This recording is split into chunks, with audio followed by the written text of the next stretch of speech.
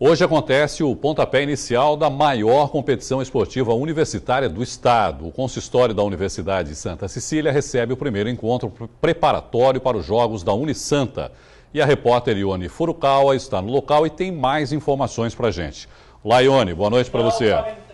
Boa noite, Irineu. Boa noite a todos que acompanham o Caderno Regional. A principal novidade da edição desse ano é a inclusão de um esporte de praia. O beach tênis tem feito muito sucesso nas areias da região. Ou seja, esse ano, os Jogos da Unisanta terão 14 modalidades, uma a mais do que o ano passado. E quem vai falar para a gente sobre essas 14 modalidades, quais são elas, é o professor Luiz Oca, que faz parte do comitê organizador dos Jogos da Unisanta, que vai acontecer entre os dias 2 e 19 de maio. Não é isso, professor? Boa noite. Quais são as modalidades?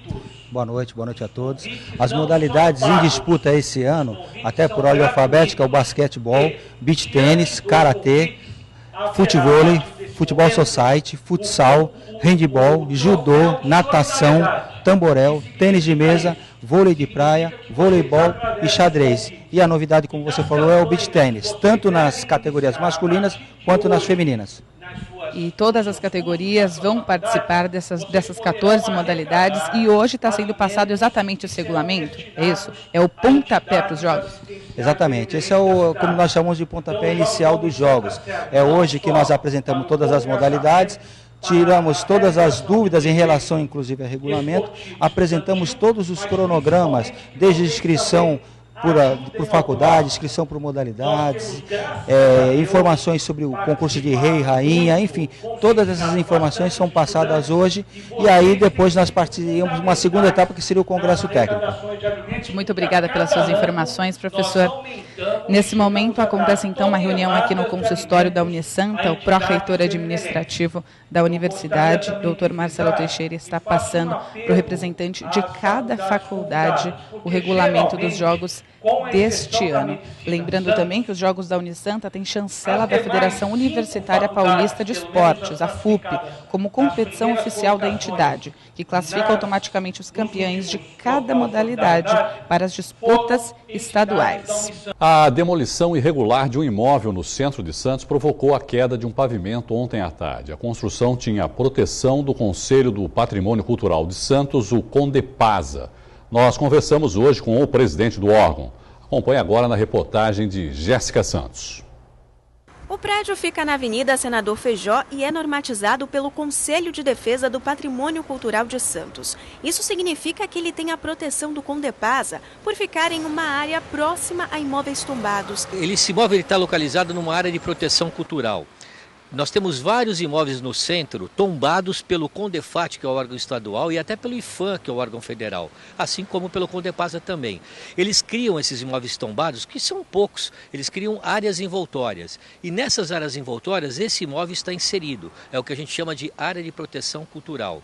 O serviço estava sendo executado por uma empresa de demolições. Um dos funcionários ficou ferido, foi encaminhado para a UPA Central, mas foi liberado e passa bem. O proprietário foi intimado pela Secretaria de Infraestrutura e Edificações a recompor o imóvel imediatamente. Caso contrário, vai ter que pagar uma multa de cerca de R$25 mil.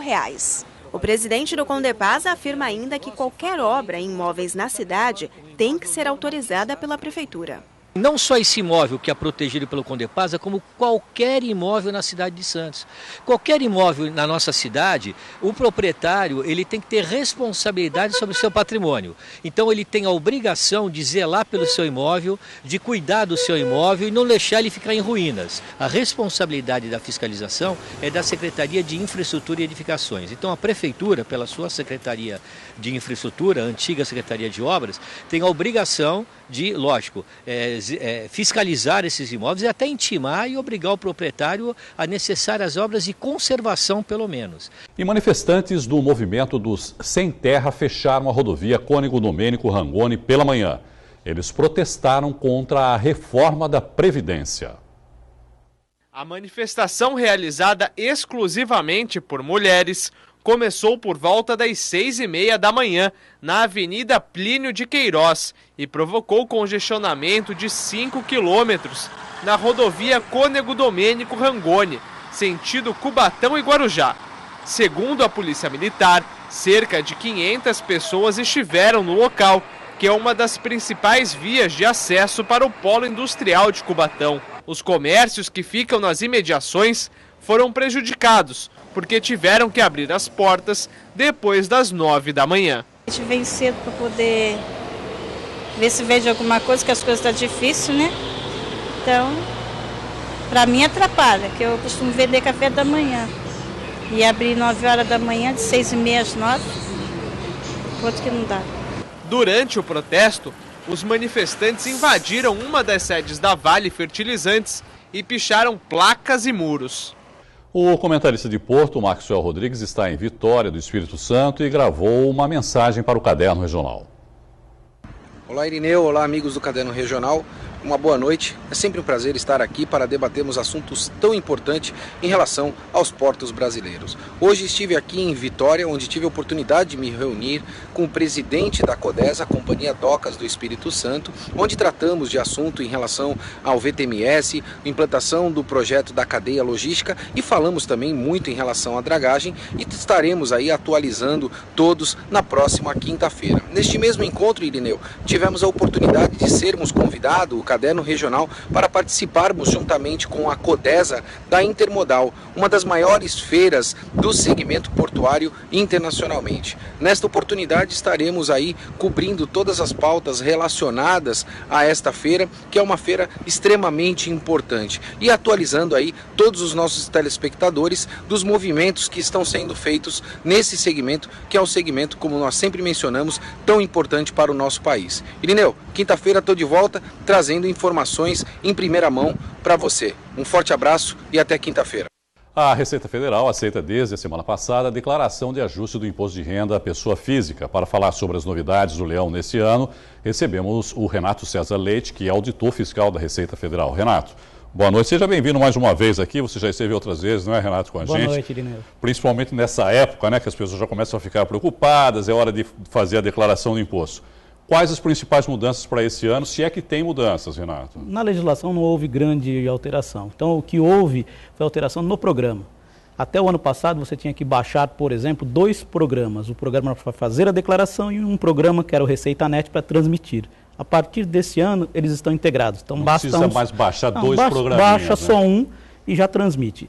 Aliás, se não quiser, não precisa nem baixar o programa, porque o programa ele tem agora uma atualização automática. Então, quem tem o programa do ano passado, o programa pode automaticamente se atualizar e assim para os outros anos. A menos que a pessoa não queira. Aí ela vai lá e habilita na ferramenta, desabilita a atualização e aí ela faz manualmente. Mas é um facilitador, né? Isso, é um facilitador. Essa é uma das maiores mudanças. A outra mudança que está havendo diz respeito aos dependentes. Quem tem dependentes com 12 anos ou mais tem que informar o número do CPF dos dependentes. E quem não tem CPF do dependente? Vai ter que providenciar. Vai ter obrigatoriamente tem que ir aos Correios, Banco do Brasil ou Caixa Econômica e providenciar.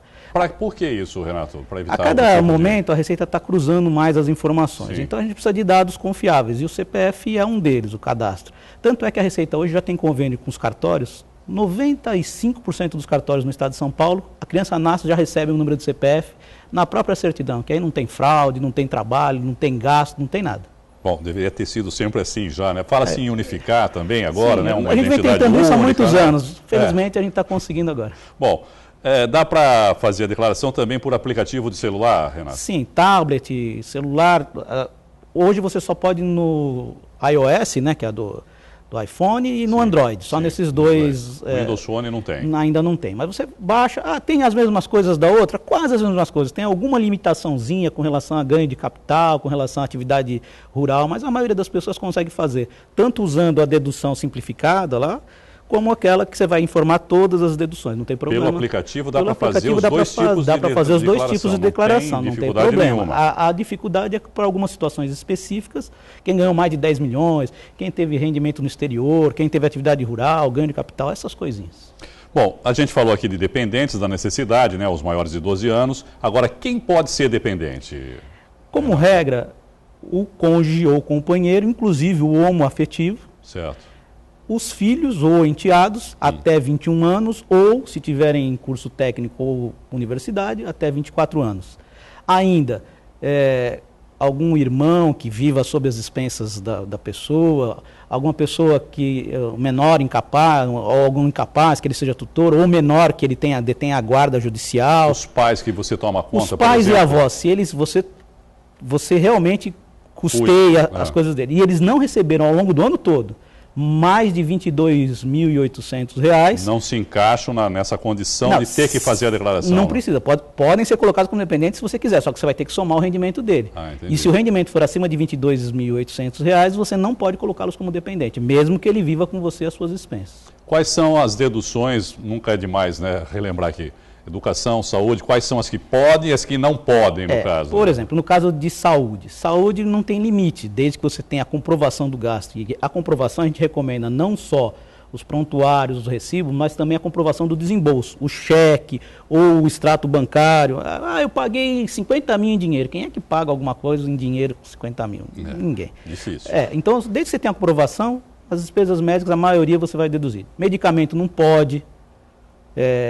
Algumas pequenas coisas... No caso de plano de saúde, por exemplo, você já recebe do próprio plano, né, o valor, declaração. O cuidado que tem que haver, assim, aquilo que é reembolsado pela empresa, aí você tem que deduzir, não vai fazer o valor integral, fazer só aquilo que efetivamente você bancou. Sim, que saiu do seu bolso, no caso, né? Isso. Agora, no caso da educação, tem um limite, 3.561 por pessoa, dependente ou próprio contribuinte, e tem que ser curso regular. Não pode ser escola de inglês, não pode ser balé, não pode abater material escolar, não pode abater transporte, não pode abater... Aluguel não pode abater, só os que recebeu, né? O que pagou não, né? O que pagou não, o que recebeu é renda. Aí você paga imposto. Quais os erros mais comuns assim que a Receita costuma verificar nas declarações? O clássico é você informar um dependente e esquecer de pôr o rendimento do dependente. Principalmente hoje, que a garotada faz estágio e recebe. É pouca coisa, mas recebe. Aí a fonte pagadora informa para nós e a pessoa cai em malha por causa de R$1.000, R$2.000 que o filho recebeu. O que não declarou que o filho tinha que recebeu aquele valor. Mas é fácil, faz a retificadora, corrige e tudo bem. E a outra coisa clássica é o contribuinte achar que pode informar qualquer coisa que a Receita não vai pegar. Não é bem assim. Né? Então, o que a gente recomenda é informe aquilo que é real. Por dois motivos. Primeiro, porque é o justo, é o legal, é o correto. E segundo, a gente está brigando para ter uma sociedade mais justa, mais honesta, mais correta. Por que eu vou fazer errado? Eu vou cobrar dos outros para que façam certo e eu vou fazer errado? Não tem, né? Então, acho que a gente tem que ter coerência. Agora, o que não mudou também foi o reajuste da tabela, né? Houve uma pequena majoração, mas muito pequena. Eu vi com relação a Meirelles falando que ia talvez fazer agora em março, mas se ele fizer agora em março, vale para daqui para frente. Só daqui para frente, né? Quer dizer, para a declaração desse ano não entra nessa... Não entra. Mas é uma decisão de governo, né? Não é a Receita Federal que toma essa decisão. Sim, é o ministro da Fazenda que tem que tomar essa decisão. Agora, a gente sabe que o brasileiro não é conhecido pela sua pontualidade, não é, Renato? Até quando pode fazer a declaração? Final de abril? Até 28. Esse ano não vai até dia 30, só até dia 28. 28 de abril. 28 de abril. E não vai haver prorrogação? Isso há muitos anos já não acontece mais, as pessoas acho que já se acostumaram com isso também, não é, Renato? Tem que acostumar com isso, não vai ter novidade nenhuma. Agora, no caso de a pessoa perder esse limite, ele não terminou lá a declaração dele por algum motivo, está faltando algum comprovante, é preferível entregar essa declaração, mesmo que ela esteja incompleta de alguma maneira, e depois fazer a retificação, ou não? Esperar e deixar para entregar depois? Essa pergunta também é clássica. Toda vez faz, normalmente na última semana. Nós estamos no início. Tem quase 2 meses para fazer. Então, por favor, né? Essa pergunta não tem que ser feita agora. É para ser feita na última semana. Mas se acontecer, o que a gente recomenda é faça com os dados que tem e logo no primeiro momento retifique. Por que eu digo isso? Porque a Receita hoje ela faz o processamento das coisas muito rapidamente. Se você informar alguma coisa errada e o sistema processar, ele vai autuar. E aí depois vocês vão brigar comigo e falar, você falou para fazer de qualquer jeito. Não falei para fazer de qualquer jeito. Ninguém tá, eu também, hein? Estou falando para fazer de qualquer jeito, hein, gente? Se não der, faz com os dados que você tem e mas já sabendo que você vai ter que fazer a retificação. E no primeiro momento não é para entregar e também largar, né? E tem um outro detalhe. Na retificação que você for fazer, se eventualmente tiver diferença de imposto a pagar, você vai pagar com multa. E no caso que nem, por exemplo, no programa, quando você vai fazer a declaração agora, esse ano, se você tem a declaração anterior, ele automaticamente vai buscar, esses dados e pega o número. E no caso de você ter feito essa retificadora, ele pega esse número de recibo da retificadora, no caso? Você tem que ter um número. Para você fazer a retificação, você tem que ter o número da declaração original. Então, mas... Aí você tem normalmente no seu computador, e aí você recupera ele vai buscar isso. automaticamente. Porque para você recuperar aqueles dados da declaração do ano anterior, você tem que estar com aquilo na sua estação de trabalho salvo. Senão você teria que ter cadastrado isso, feito um rascunho, que era uma opção, ou a Receita permite que você, através de um aplicativo no site que chama ECAC, você faça uma declaração que chama pré-preenchida. Aí você vai no site, baixa os dados, ele vai buscar os dados que tem lá da declaração do ano anterior, os dados que a tua fonte pagadora informou, e aí ele gera um arquivo, e aí você transporta esse arquivo para a declaração desse ano e faz o ajuste. Só que aí a Receita fala o seguinte, cuidado, porque os dados que estão lá não são dados, exceto os da declaração do ano anterior, que são da nossa base, claro, são os dados que a sua fonte pagadora informou. Então, se ela tiver informado errado, ou se você tem duas fontes, só uma informou, a outra não, a Receita não assume a responsabilidade pela eventual divergência nos dados. Você que é de quem está fazendo, né, a você que tem que ter o cuidado de checar esses dados. Renato, só para a gente encerrar, né, você sempre fala disso também, já veio outras vezes falar aqui, que é a respeito daquela destinação criança, né, que é uma parte do imposto que a pessoa iria pagar e uma parte desse pagamento pode ser destinado, não é? Para os fundos municipais dos direitos das crianças e do adolescente. No momento da declaração, você pode fazer a opção, na própria declaração, no programa, você escolhe o município ou mais de um, e você pode destinar até 3% do imposto devido. Então, aquilo que você iria pagar de qualquer jeito, você deixa um pouquinho aqui. Quer dizer, para a pessoa não faz diferença nenhuma, né, Renata? Mas para as crianças faz uma grande diferença. E eu tenho restituição, eu vou pagar e vai somar. Se você fizer a destinação, aquele valor que você destinou vai somar e você vai receber de volta na restituição. De qualquer maneira. De qualquer maneira. Então, quer dizer, deveriam todos... Né? Deveriam todos fazer. Todos que fazem, aí tem que fazer pela opção dos descontos, não do desconto padrão. Sim, né? Sem o padrão. Sem o padrão, que a gente chamava de modelo completo. E o assunto agora é futebol. A embalada Portuguesa Santista viajou hoje à tarde para Porto Feliz, em busca da terceira vitória consecutiva no Campeonato Paulista da Série A3. O adversário traz boas recordações para a torcida e para o elenco da Briosa. Antes de viajar quase 4 horas para encarar o Desportivo Brasil amanhã às 3 da tarde, os jogadores da Portuguesa realizaram um treino leve. Todos estão otimistas para enfrentar o time que derrotaram na final da 2ª divisão no ano passado. Um adversário muito difícil, a gente sabe. Eles manteram o elenco da final do ano passado. A gente vai lá, sabemos da dificuldade de jogar lá em casa. A gente trabalhou muito. O professor vai conversando com a gente, passou o esquema tático deles tudo. A gente vai fazer de tudo para sair lá com a vitória. As equipes vivem momentos distintos na tabela. A Portuguesa venceu as 2 últimas partidas e ocupa a última vaga da zona de classificação. Já o Desportivo Brasil perdeu as 2 últimas e abre a zona do rebaixamento do campeonato. Chegou um material para mim hoje de manhã do Desportivo Brasil, a gente vai estudar, hoje à noite vamos ter uma conversa no hotel. Como eu falei, não dá nem para ter mais nenhum tipo de treinamento, é mais na base da conversa. Eles estão assimilando bastante aquilo que a gente entende, como eu estou falando. A gente quer uma Portuguesa forte na marcação, mas também muito eficaz na frente. Para manter o 100% de aproveitamento contra o Desportivo Brasil, o técnico Marcelo Fernandes aposta no ataque. O setor da Briosa é o segundo mais positivo do campeonato. Foram 13 gols, mais da metade deles marcados por essa dupla aí. Fernando, artilheiro da competição, balançou as redes 5 vezes e o Washington 4. A gente sabe que o centroavante ele tem que estar sempre preparado, né, para fazer gol. A gente vem trabalhando bastante, fazendo bastante finalização, treinando bastante falta. Graças a Deus consegui concluir a falta com gol, né? Eu creio que se tudo der certo nesse jogo também eu vou conseguir fazer minha parte e ajudar a equipe concluindo as oportunidades que eu tiver em gol. Se Deus quiser, mais um gol aí, vai na artilharia aí. Para a partida de amanhã, a Briosa tem 3 desfalques confirmados. O goleiro Fernando Hilário e o meia Adiel contundidos e o zagueiro Carlão suspenso. Já o Santos viaja daqui a pouco para o Peru. A equipe estreia na Libertadores na quinta-feira contra o Sporting Cristal. Amanhã, o time já deve treinar no Estádio Nacional, local da partida. E o apresentador do programa Esporte por Esporte, Armando Gomes, está com a delegação santista e fala direto do aeroporto. Bem, meus amigos, um grande abraço a todos. Nesse exato momento, nós estamos aqui no aeroporto de Guarulhos. Toda a comitiva, estou aqui com meu amigo Paulo Alberto, capitão, está aqui ao meu lado, né? Estamos em pleno aeroporto de Guarulhos e aguardando a saída para Lima, Peru. Né? Uma notícia importantíssima. O companheiro Paulo Alberto e o conselheiro Luiz Polaco me informam agora que o colombiano Vladimir Hernandes saiu no bid. Querem ver? Vou mostrar ele. Atenção, ele embarcou com a delegação Vou mostrar aqui em primeira mão, hein? Olha aqui, vejam só. Tá aqui, ali agachadinho, ó, Vladimir Hernández, ok? Está confirmado, Vladimir Hernández, o colombiano, saiu no vídeo, aí levantando aí, ninguém tem mais dúvida. Portanto, uma das mais recentes contratações do Santos, finalmente consegue o bid, né, para poder jogar. Você vê que os jogadores do Santos já estão indo pro avião. Vou ter que ir junto para fazer o trabalho aqui jornalístico, né, especial também para o sistema de comunicação da Santa Cecília TV. Ok? Bye, bye. Valeu, Armando. Nos próximos 2 dias você vai acompanhar as notícias direto de Lima enviadas pelo nosso correspondente Armando Gomes aqui no Caderno Regional e também no 107,7 da Santa Cecília FM e no Santa Portal. No próximo domingo, um dos pontos turísticos mais charmosos e emblemáticos de Santos completa 19 anos.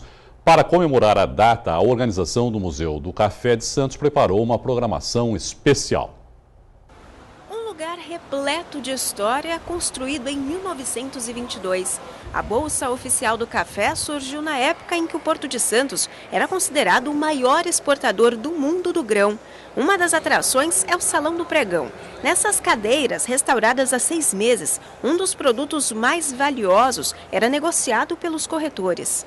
Nós temos essas cadeiras pequenininhas, são as cadeiras de corretores, e ali ao centro as cadeiras maiores de presidente da Bolsa, seus conselheiros, secretários. Então é aqui que acontecia de fato toda a negociação de café do estado de São Paulo.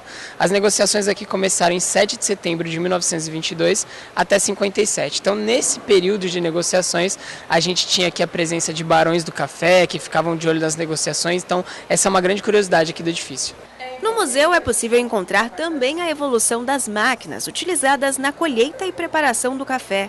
A tecnologia não fica de lado. Com o tablet, essas amostras imperfeitas aos olhos dos leigos são decifradas facilmente. Esse cofre ele é uma área interativa que a gente tem aqui no museu. Então ele fala um pouquinho das qualidades e dos defeitos do café.